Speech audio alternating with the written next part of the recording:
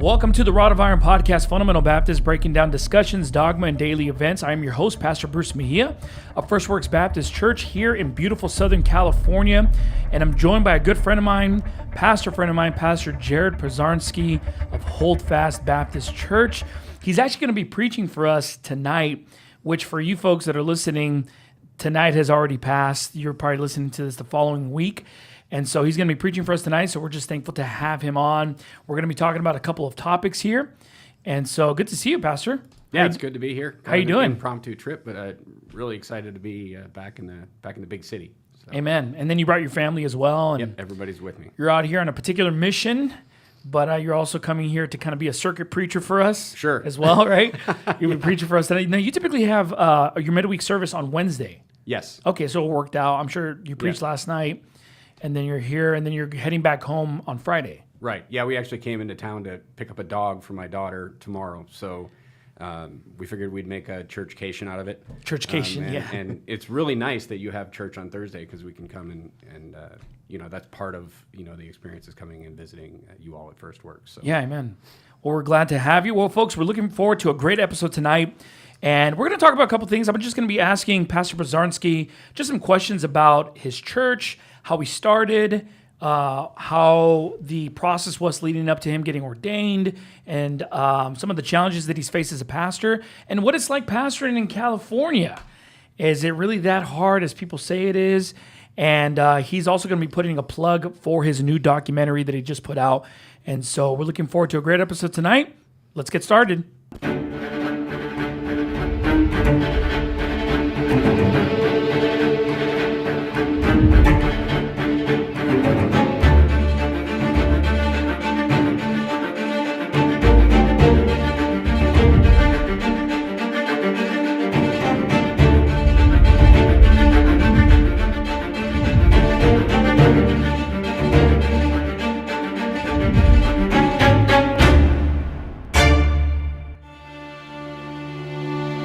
Well, Pastor Pozarnsky, how old is the church so far in Holdfast? I know Holdfast was Verity Baptist Church, and it was a church plant of Pastor Roger Jimenez from Verity Baptist Church, Sacramento, California, but then eventually transitioned into being Holdfast.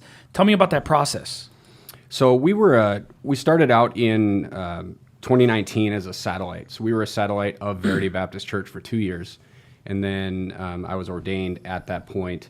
And in 2021, we became Hold Fast Baptist Church. So we just celebrated our 2-year anniversary last August. So we're, 2 years and, a few months old. Yeah. So as Hold Fast Baptist Church. Okay.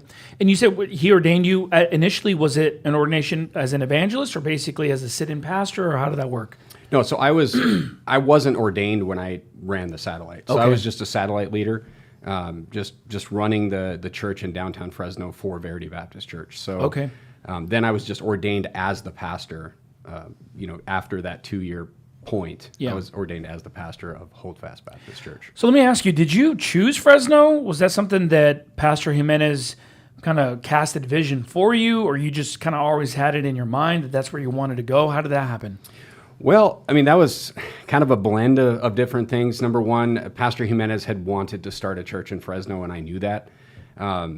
It was kind of a mutual thing. I had done some work in Fresno, so I was familiar with the area itself. Mm-hmm.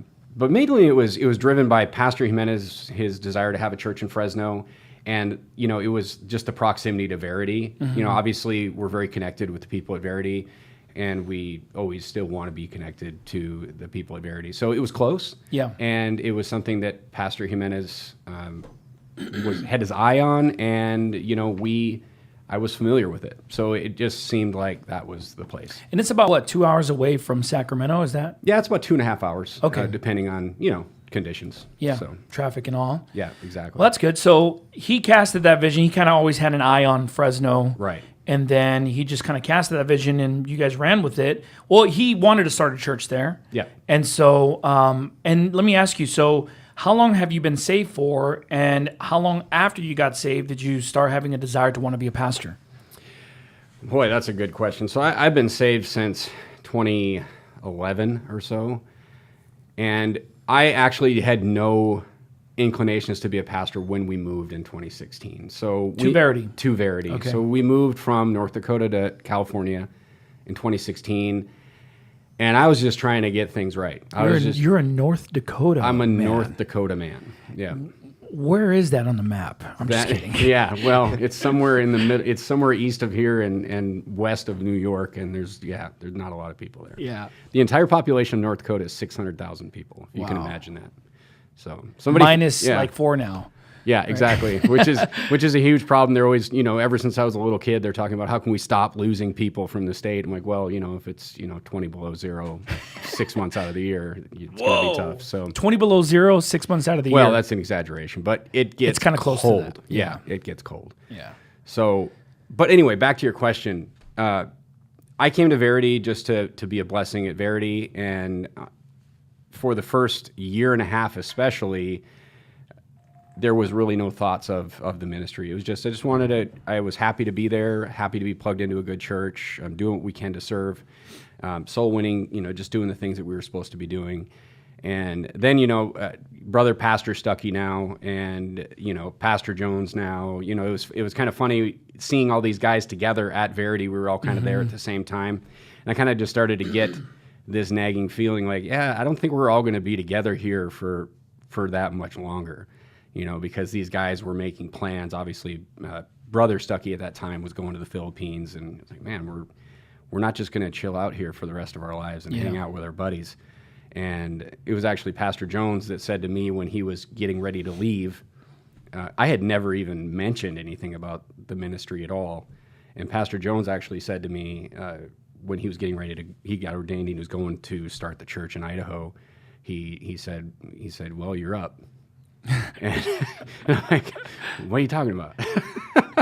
So, yeah, I mean, the thought kind of like that duty started creeping in, that after. Would you say it's one of those things where you kind of, it's not necessary that you had a desire, but you're there in a church that's very active, and it's not only active in the work, but it's actively showing everyone the need for churches and evangelism. And so it's one of those things where a need arose, and there's men around you who are serving the Lord. Yeah. There's men around you who are devoted and committed, and so that begins to rub off on you, which is probably one of the reasons why, Pastor Joe Jones says, you're up. He probably saw that you're being faithful, and you're a man who loves the Lord. So it's one of those things that everything just kind of fell into place with that, right? Yeah, and it was, I don't want to preach the sermon that I'm going to preach tonight, okay? But it's about influence, right? They say that, they say that you are the sum of your friends, and that's Proverbs 13. I'm going to read that tonight in the sermon. But you get influenced in a good way by that, and that's what's missing in our movement in biblical Christianity. Is what's missing is it's not the desire of people that want to go soul winning. I mean, it's what's missing is men to lead ministries. Yeah. And it's not that I didn't have the desire. I did have the desire. I just wanted to make sure, and I prayed on it for many, many months, that I was doing it.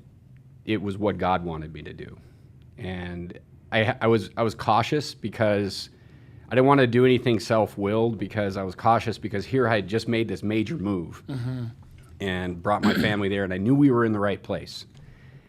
And to break out from that, I just wanted to make sure it was God's will. So I spent a lot of time, just in prayer, like, God, if this is what you want, I'll do it. Was there ever a time where, because eventually you shared this with your wife.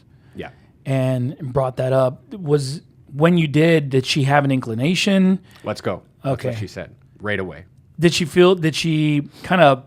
Was she along for, obviously she's going to support you in everything that you do and allow herself to be led of you, but was there a time where she felt like, I feel like this is what God is calling us to do type of a thing? Okay.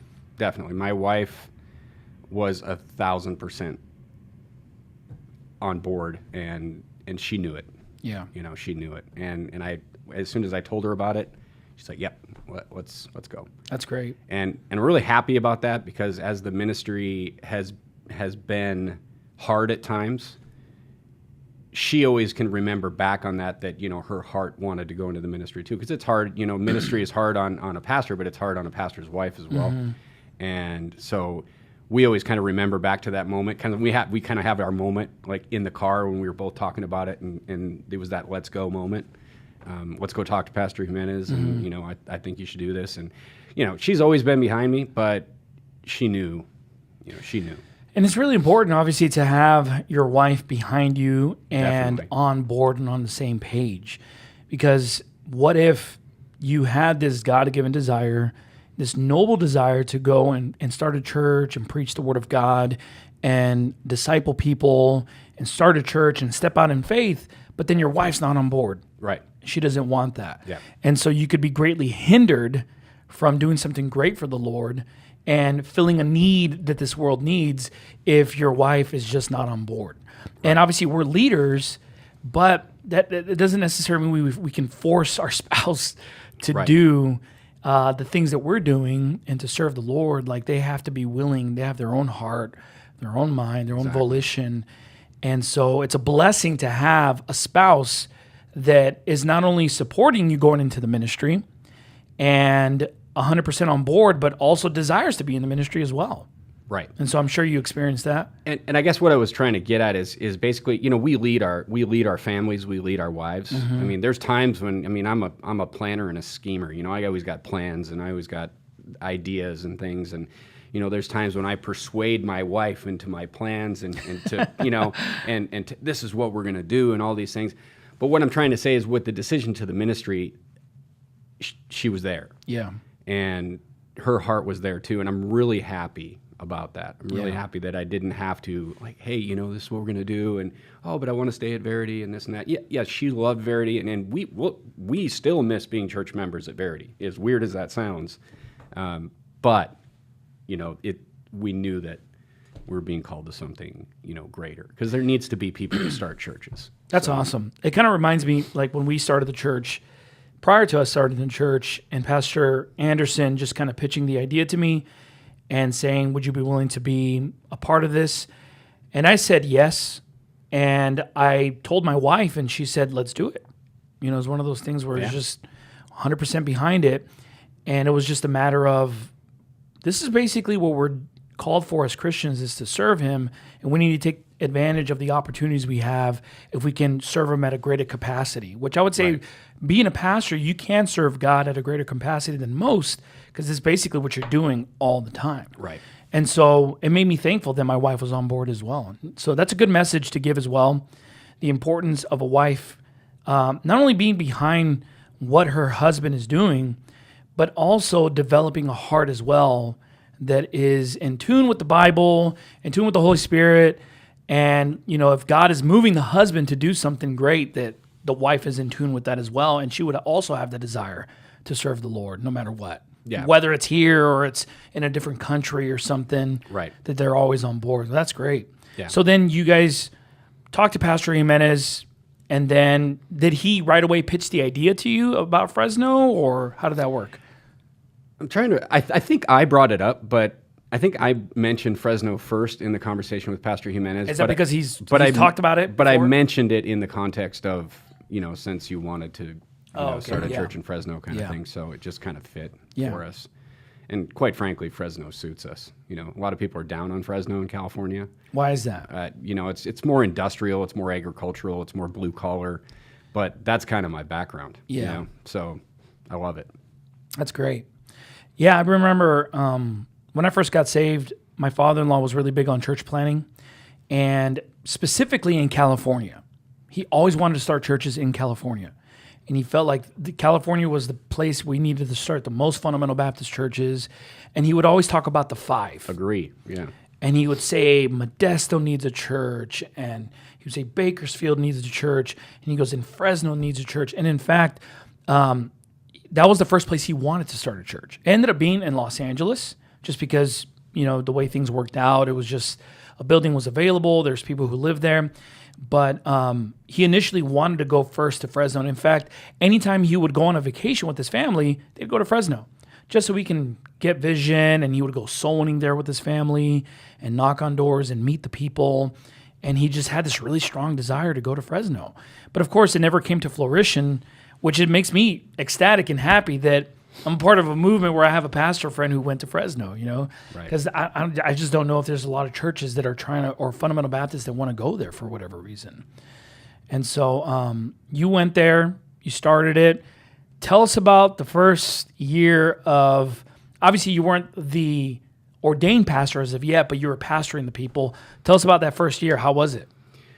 Well, there was a lot of things that were surprising about it to me. We got a building the soul winning was super receptive because we got a building in downtown. So I found the cheapest, best deal I could find for a building.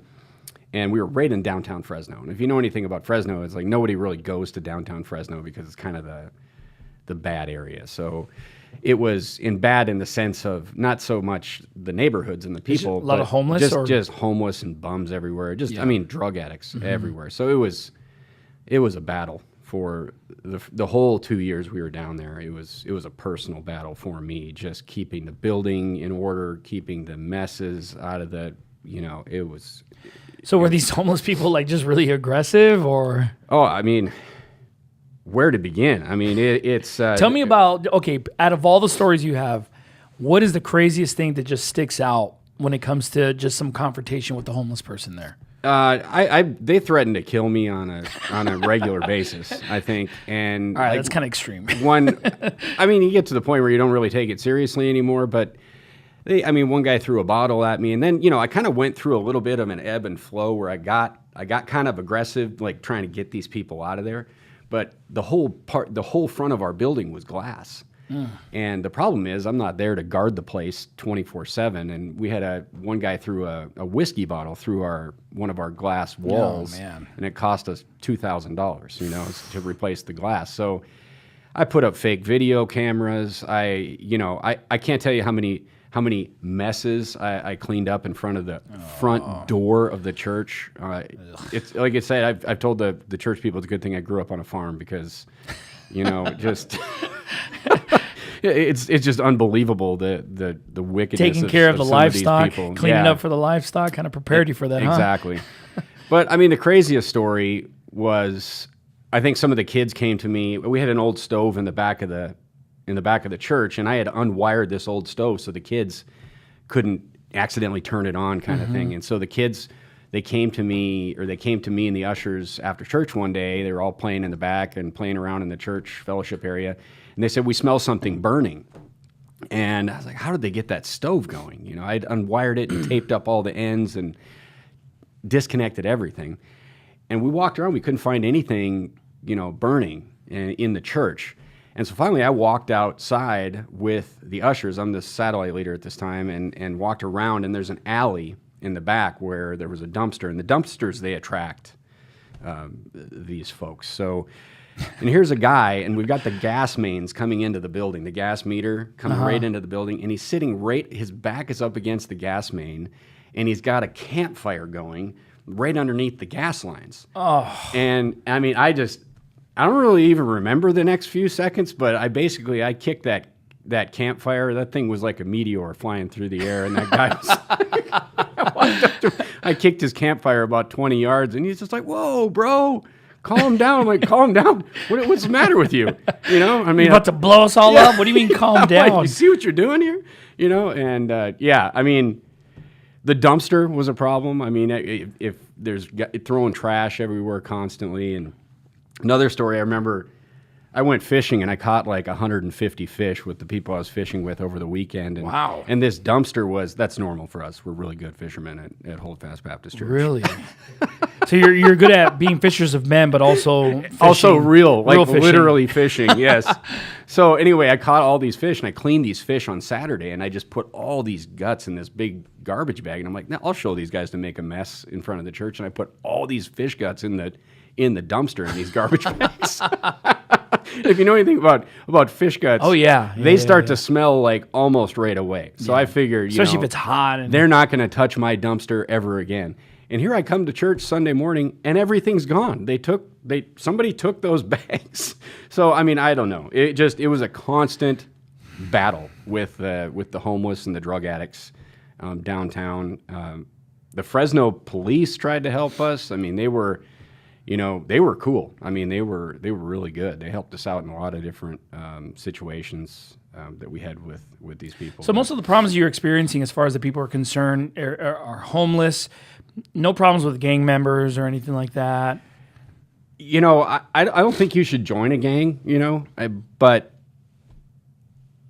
gang members have never given us any trouble at all. Yeah. I don't know if it's the same for you, but No. we're out soul winning, and I don't really They're even... always the most receptive. Yeah, I mean, when I we don't reach even them. really know who the gang members are, but people from Fresno will tell me that was a gang member, but they're usually very respectful and very receptive to the gospel.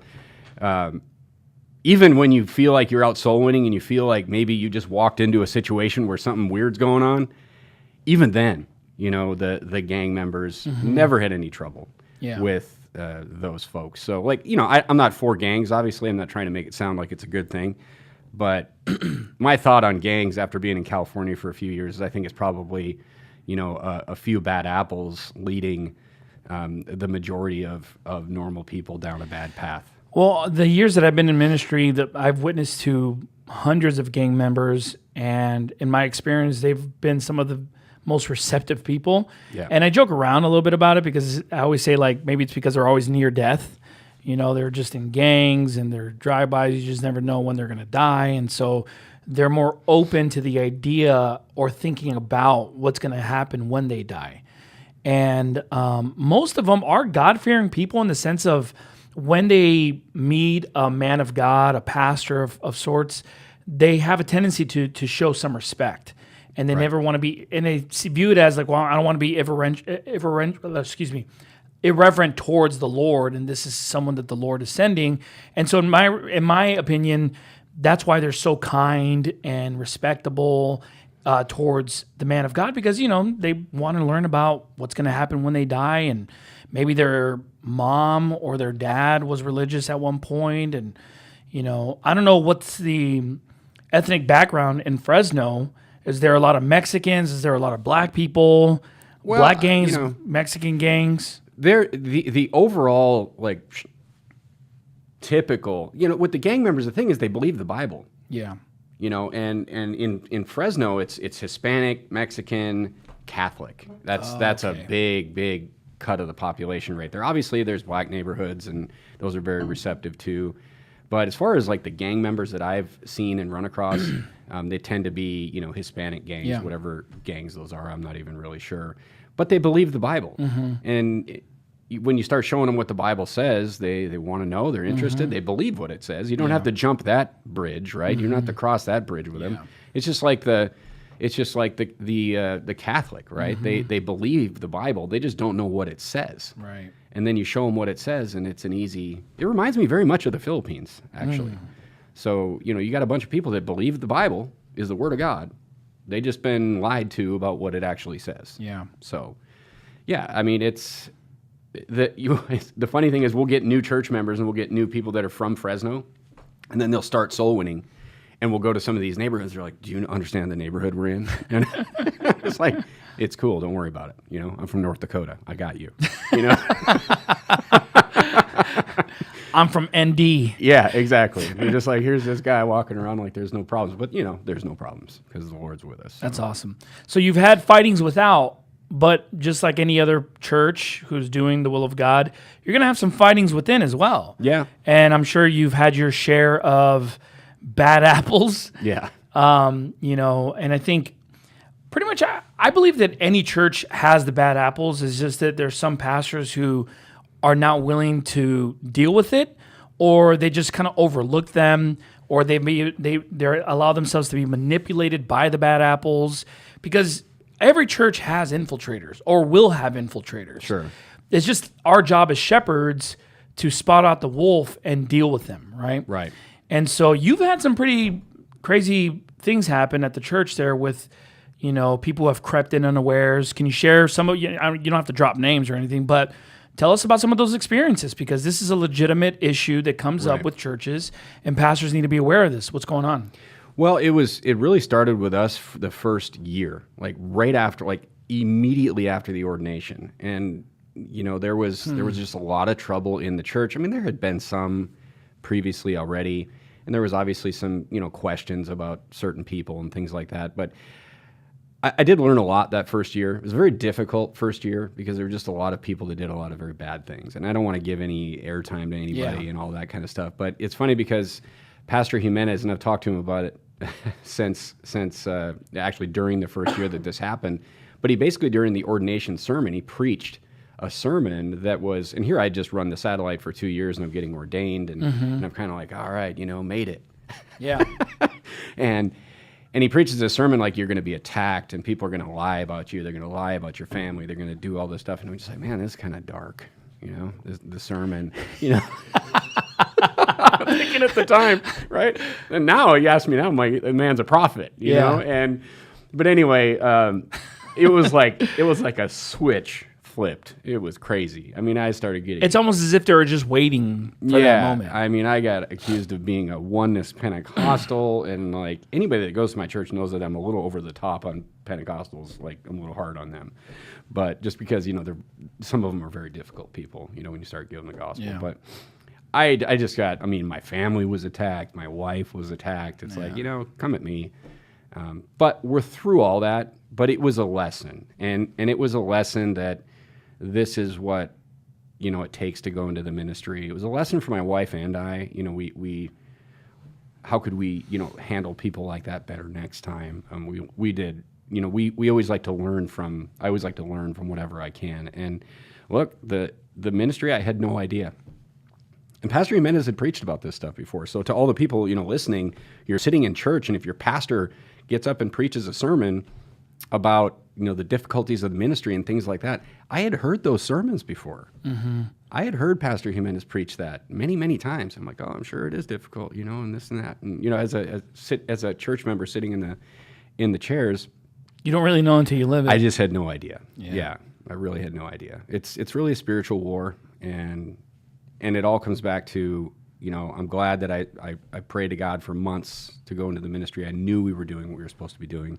My wife was on board 100%, and it always came back to that. We just got to ride through these hard times. And you know what? I mean, the people that are with us, the people that rode through those hard times, I mean, like we just came out of it stronger. And there is an important principle that, as you grow as a church, as a pastor, you are going to have to get rid of people.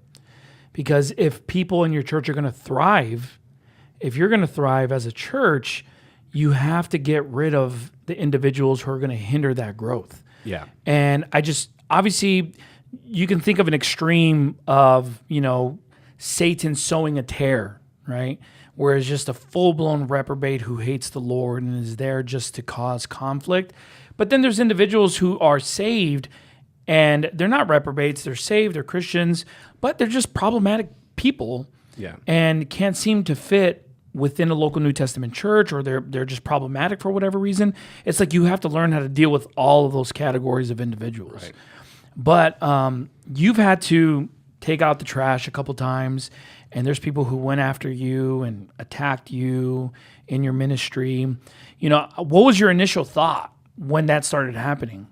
Well, I mean, at first, I was shocked. I couldn't believe it. Like, where are you getting the especially like the weird accusations? Mm-hmm. I was just like, where are you getting these things from? And it's like, I feel like you could see an evil spirit from the Lord really hitting people, because it was like people went mad. It's almost I sat across from a lot of these people. Yeah. And I'm just like, what happened? What's going on? And it's an attack. It's a spiritual war, and it's one that needs to be fought. Let me just say that, one of the lessons I took from it is that giving people the benefit of the doubt is a good thing, but if you do that to a certain point, you can actually damage other people in the church. The shepherd is there to protect the flock, and we're under shepherds of Jesus Christ. So, I took some from that. I also feel like, I hate to say this, but it was a lesson that was good for me to learn on what other people have gone through as far as pastors. Because like as I said, listening to the preaching, you just don't know. You just don't know. Yeah. Until you've seen it, So that is true. When it comes to giving people the benefit of the doubt, you can sometimes do that too much, almost to a detriment. Yeah. And I think the natural default setting for a pastor is to give people the benefit of the doubt, because you believe in people. Right. You want to believe people that people are here for the right reasons, that they love you, they love the Lord, they love the people here, and quite frankly, you have genuine love for them. Right. And so, we want this to be a fairy tale story of a church where there's no problems. Right. And sometimes that causes us to give people the benefit of the doubt who do not deserve the benefit of the doubt. And in fact, they actually merit scrutiny and, a watchful eye. And, I learned the same thing as a pastor, where it's just you trust people or you think people are good people, and then they just kind of do a 180 on you. It's funny you brought up the whole Pentecostal thing or the oneness thing, because even years after I was already ordained, we're actually here.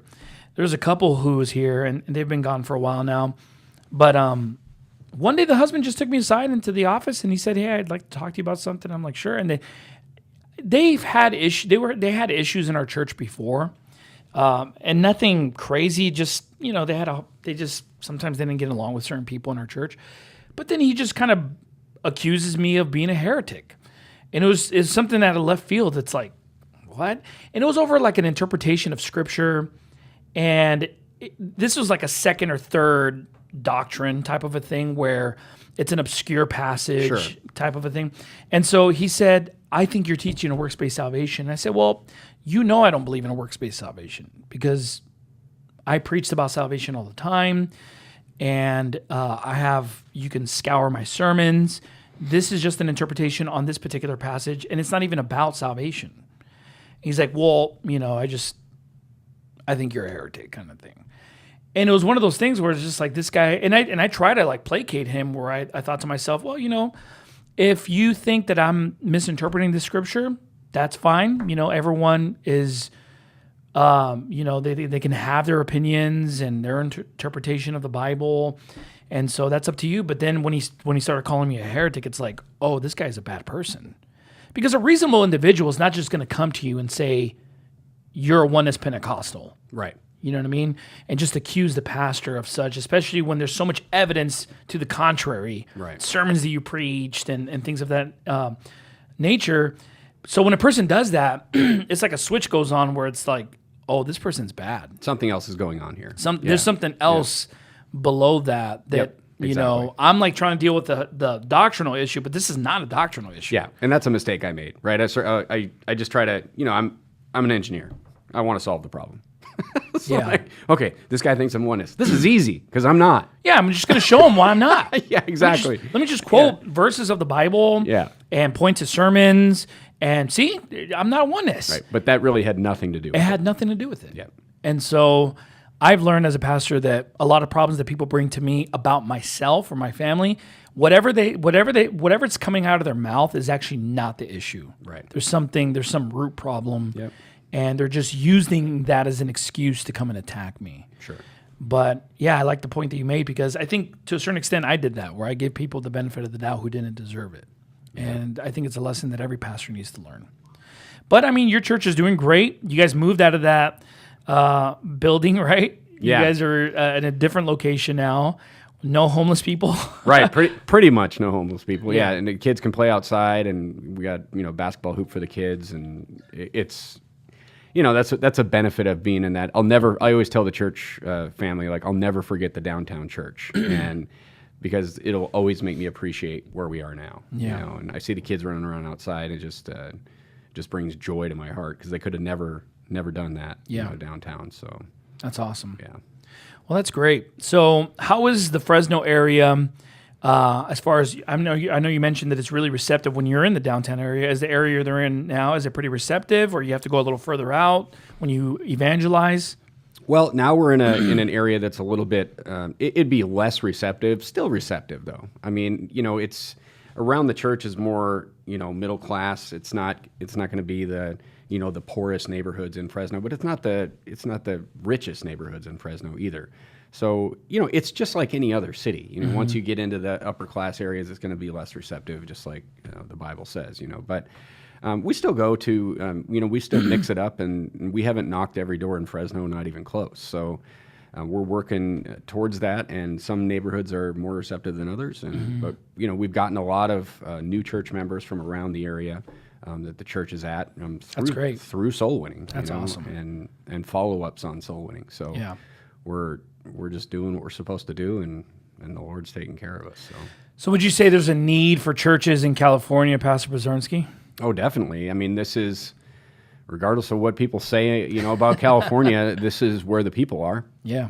And there's 39 million people here, and they're from all over the place. Every time you go soul winning, I'm sure in this area, it's like soul winning around the world, right? It's people from all different parts of the world, all different countries, all different backgrounds, all different cultures, and they're all in California. Yeah. That's the thing. That was a problem in North Dakota.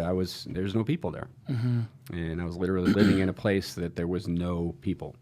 So I always say that to people. They're like, I want to move out into the middle of the woods. And I'm like, nah, you're supposed to be where the people are. Yeah. And the people are in California. So, and we just drove into LA today. Let me tell you, there might be some that are leaving, but there's still a lot here. Oh yeah, there's a ton here still. Well, here's the thing: is that a lot of people will talk about California catches a bad rap because of its liberal leaders, and it's a quote unquote liberal state. But when you actually speak to the individuals, though, a lot of them, I'm not saying they're conservative, but in my opinion, because they're so receptive to the truth, there's something there. Yeah. And I mean, I've been doing ministry for about 16 years, 17 years, soul winning for about 17 years. And I'll be honest with you, I've just met so many receptive people here in California, in different cities. I've ministered a lot in Los Angeles County, and now, of course, Anaheim. And in those areas, I just find a lot of receptive people to the gospel. And whether it's poor areas, and obviously in any area you go to that is rich, so to speak, they're not going to be as receptive. But in general, the population in California has always been receptive to the gospel. And I just wish more Christians would stop being so afraid of California by either leaving, or they would just kind of come back and strengthen the spiritual warfare that's going on here. Because I think we need more laborers in California. We need more people soul winning in California, churches that are starting in California. Well, I mean, I've said this in a sermon before, and I'm going to touch a little bit on the conservatives tonight in the sermon. But here's the thing. First of all, where did this attitude come from that when things get tough, we run away? I mean, aren't the conservatives in this country, aren't they the John Waynes and Cowboys and supposedly and the draw the line in the sand type people? Yeah. But the problem is, and here's another thing, I've actually met some people in the last year and a half that actually did move out of the state. I've talked to them, and I talked to them why. They weren't church people, they weren't Christians, but they were conservative. They're your Trumpers or whatever, right? And they're leaving the state, and we're getting out of here, and Gavin Newsom and this and that. And here's the thing, like, Gavin, when I thought so many different things. I could talk about this for an hour, so just cut me off when you have to. But I thought so many different things about that. First of all, Gavin Newsom doesn't really affect my life. And I have my people here. And I was thinking when these people were leaving the state, I was like, what about your people? What are you going to, but they didn't have any people here, and they're going to go to Tennessee or live in the woods or wherever, and they're not going to have people there either. You're going to be just as miserable. And the problem that they're going to find is that the conservatives here, it's not Gavin Newsom that's the problem. The problem is that people have left the Bible. Yeah. That's the problem. And guess what? People have left the Bible in North Dakota and Tennessee and Oklahoma and all these places across the country. They're going to go to these places and they're going to find the same problems. Yeah, it's like the question I have is what are they looking for? When they move, what exactly are they looking for? Are they looking for a sense of security that they feel they can find in a red state, in a conservative state? Are they looking for churches? What is it that they're running from, and what is it that they're looking for? Well, they're not looking for churches, the ones that I've met. Yeah. They're looking for more money to keep more of their money. And, one of the things that the policies do in California is make it more expensive to live here. I get that. But they're not, the point is they didn't have people here because they're leaving everyone, and they're not going to find people there. What they're going to find when they go, trust me, what they're going to find when they go to these small towns where nobody lives is they're going to find one culture there. The beauty of California, with all its problems and all its messes, is that you can find your people here. And, that's what we're doing is we're going out and we're sharing. When you say looking for people, are you saying that people leave California to go to a different state to find like a community? Is that what you're... They think they're going to find a more like-minded community. I see what you're saying. And I've lived in small-town America, Nowhereville, USA. And there, like I said, if you're not... What people don't understand about small-town America is if you're not from there, you ain't never going to be from there. If you didn't go to the high school and you didn't, have your kids in the sports, you're always going to consider an outsider. An outsider. Yeah. We became an outsider when we started homeschooling. Oh wow! In North Dakota. In North Dakota, because it's the town, it's the school, it's the basketball team. It's and I've seen many people from the East Coast and the West Coast move to these small towns, and they're out of there in a couple of years because they don't fit in. Wow. And they're never going to fit in. So a lot of the reasons people go is because they want to be around people who they think are like them. Right. But then they come to realize that the community that they find, they don't even want them. Exactly. Or they don't fit in with that community. Exactly. Because that community already has its roots in, they were born there, they've gone to school there. They associate community with growing up in that particular city or town. Exactly. And they're not going to just accept overnight some outsider. Yeah. Who is from California or something. Right. Yeah, if you're from California, you're starting off on a bad foot already. Yeah. So you have to kind of lie about it or something. Say, we're from Nevada or something like that. Yeah. But, the point is that there's more conservative Christian people in California than any other state. I've told people that, and they don't believe me, but I live in Orange County, and Orange County is considered like a very conservative part of California. And particularly Huntington Beach, areas like that. They call it like Trump Town. It's just where they have all the Trump rallies and, nothing closed down during COVID or whatever. And some of these people I feel like are more radical than the people that I've met in other states. And the only difference between the two, in my opinion, is it seems as though the people who are here, the conservatives, are a little closer to the Bible. Like they actually esteem going to church. They esteem reading the Bible, because I interact with these people all the time. Sure. And, a lot of them, whether they're leaving or not, I'm not sure. But I've noticed that there is a spiritual difference between the two. Whereas I've gone to places like Georgia, Tennessee in particular, where, a lot of the churches are kind of dead. And I visited those churches, fundamental Baptist churches, not new IFB churches, fundamental Baptist churches that they're not necessarily, it's just... They're not really reaching anybody. They're not really big on soul winning. They're just kind of big on their little community kind of a thing. Yep. And so the culture, that community culture that you're talking about kind of infiltrates the church as well. And they stop being loving towards those who are on the outside coming in type of a thing. And so even church culture is different in other states, in my opinion, than the cultures that you have here. And I'm not referring to new IFB churches because I feel like new IFB churches are the exception to that rule because of the fact that they're soul-winning churches, they're doing missions, and we interact with each other. But churches in general that are fundamental Baptist churches, I feel like a lot of them are dying in other places. And I've been to other churches in, different states, and it's just not the same life that I see even in liberal California. And so I think the answer is, obviously we could look at the Bible and see that God commands us to flee to another city if you're being persecuted to the extent where like your life is in danger, you got to flee into another city. But the wicked flee when no man pursueth, though. Right. And if you're just running because you think Gavin Newsom's coming after you or because you think you're being outnumbered, you think there's a boogeyman, that's not a good enough reason. Yeah, and you know what? I'm able to homeschool my kids in California. Oh, yeah. California has very good homeschooling laws. They're very lenient. Nobody's chasing me down when I go to church on Sunday morning and Wednesday night. Yeah. It's and you say, oh, well, there's a lot of messed up stuff going on in California. Well, there's a lot of messed up stuff going on everywhere. And it's just California, they that are whole need not a physician. This is where we're needed. Yeah. Right? This is where we're needed, where there's so many people that are, well, even whatever problems that they're searching for the actually truth. talking about, I personally don't see. And if I come across it, like you mentioned, it doesn't really affect my life. Right.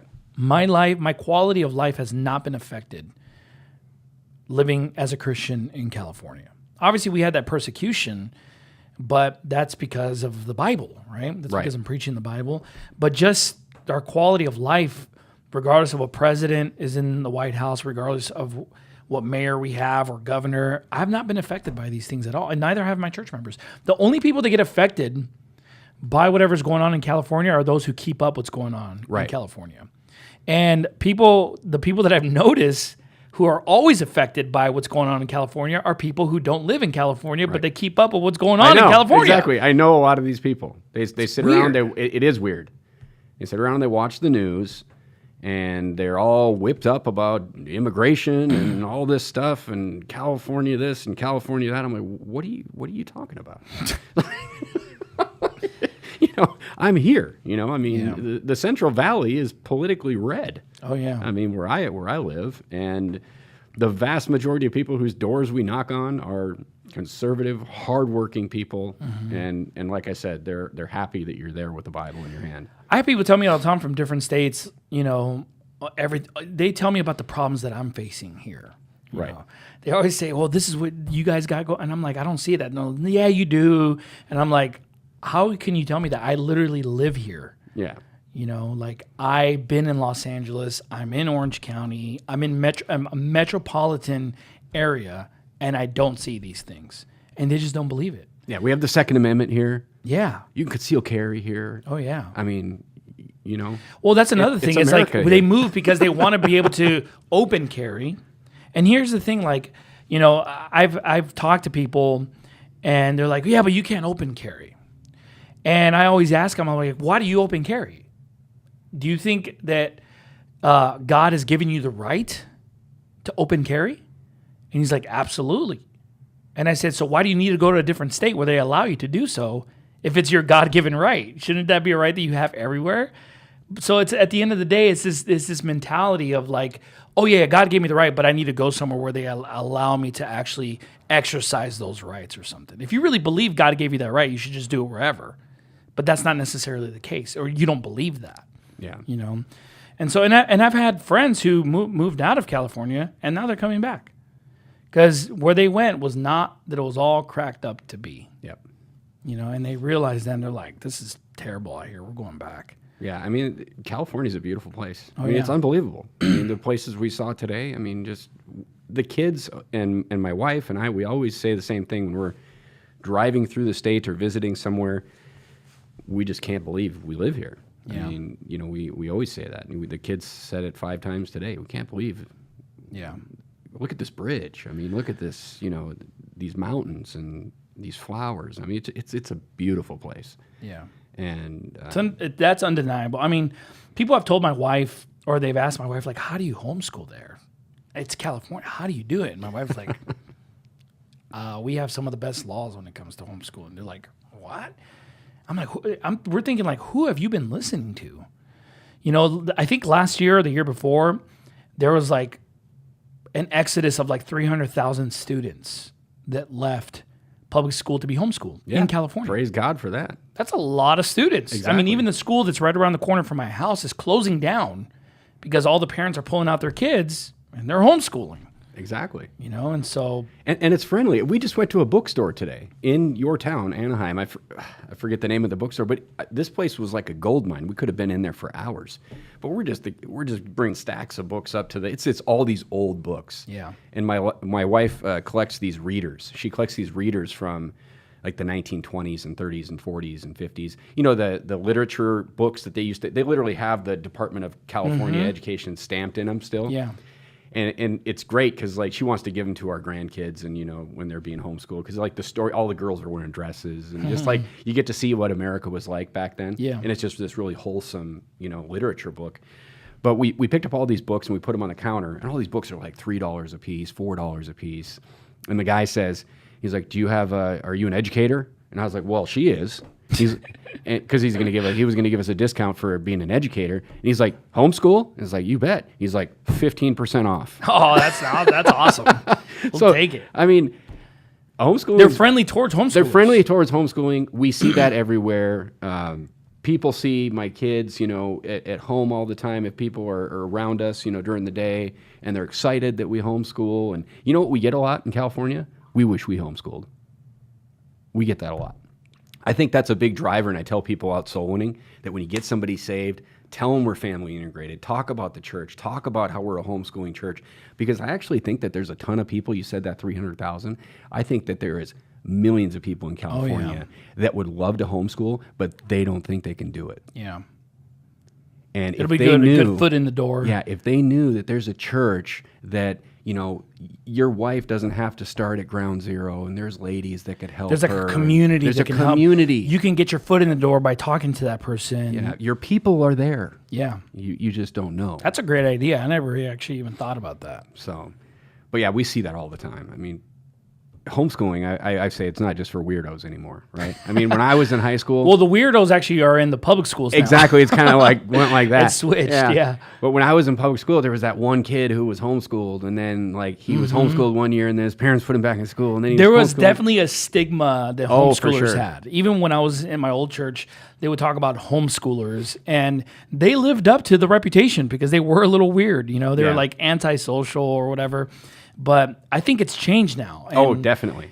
I think it's almost like a flex to be able to homeschool. It's a luxury to people to homeschool. It's a flex, and it's definitely superior. I mean, it's biblical, but it's just a superior way of life. And I've noticed that just a lot more people are starting to do it, especially in California, and I think that's great. But I'm going to take that into consideration, just mentioning that when we talk about our church. Because you just never know how many people are out there do want to do it, and they're for it, and they don't realize that there's a church that promotes that type of living. Yeah, it's a bridge that people don't think they can cross. Yeah.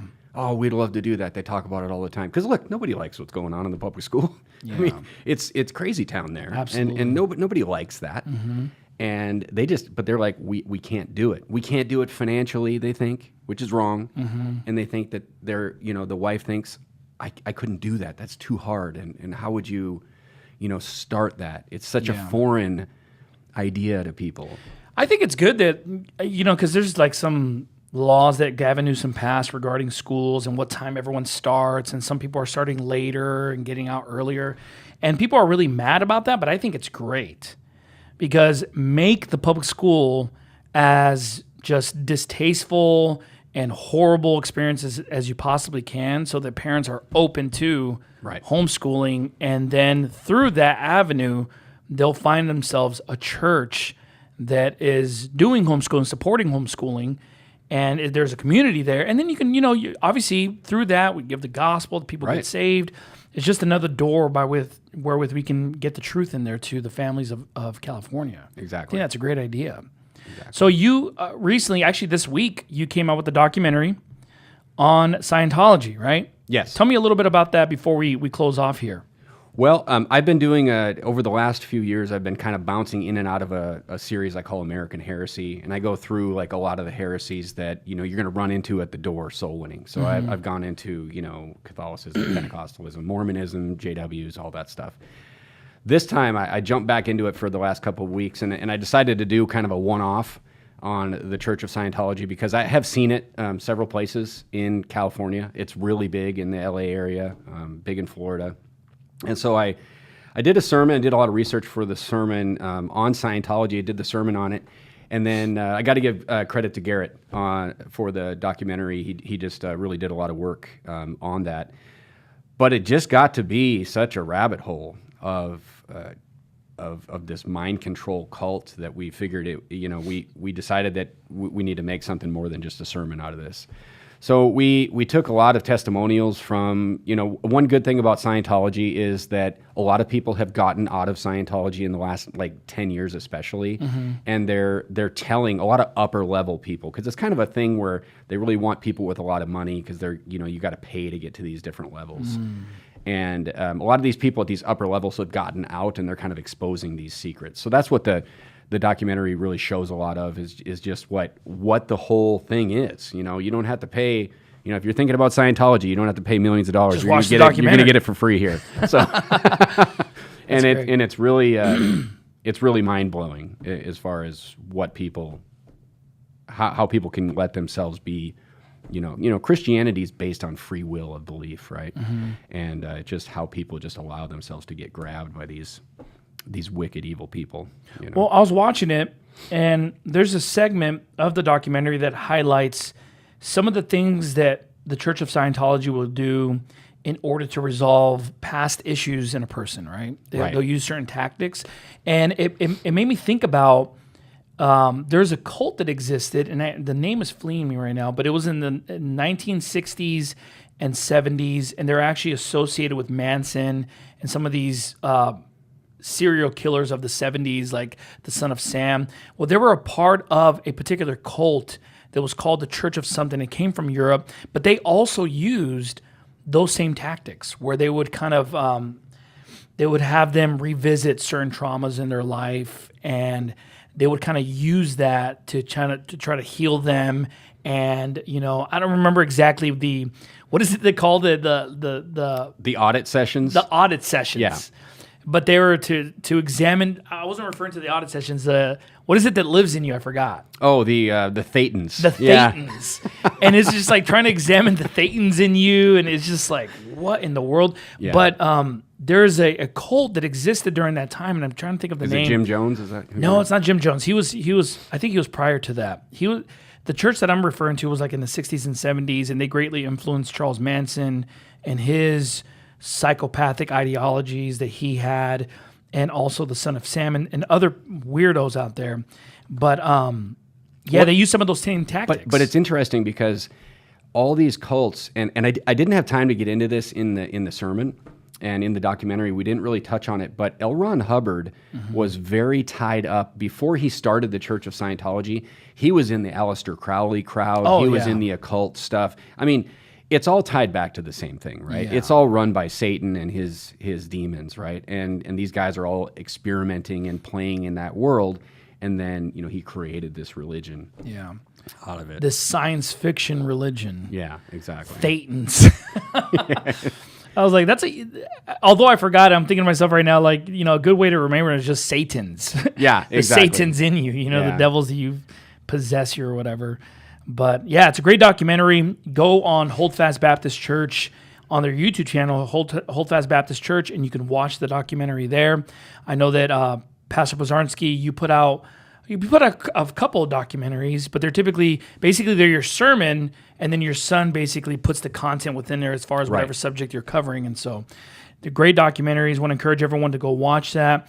We're looking forward to having you preach for us tonight. Thanks for making time. I know you're here anyways, but we'll take it. I'm excited to be here. Pastor Pozarnsky, thank you so much for being on the show tonight. Is there anything else you want to say? You want to make a plug-in for your channel, for anything, for your church?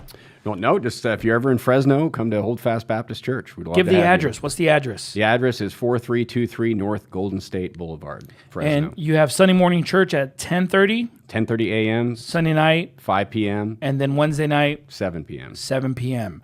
If you're in the Fresno area, make sure you visit his church. It's a great church, awesome pastor, awesome people. Pastor Pozarnsky, thank you again for being on the show tonight. And Godspeed tonight and Godspeed when you go back home, all right? Thank you very much. God bless you.